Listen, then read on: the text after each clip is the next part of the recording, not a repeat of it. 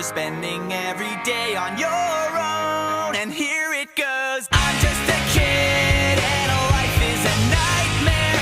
I'm just a kid, I know that it's not fair.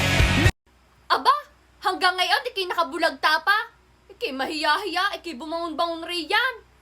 Kita mong tirik na ang araw, ikay wala pa natatrabaho sa dami ko nang nagawa.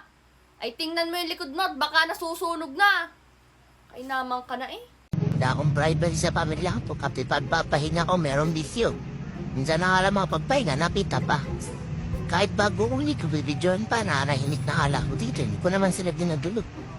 Alam kong paugi ako, pero sobra-sobra na kayo mag-invade ng privacy ko. Pati paglilinis ko sa katawan, binibidyohan niyo. Parang di naman kayo ng grade 2 lang.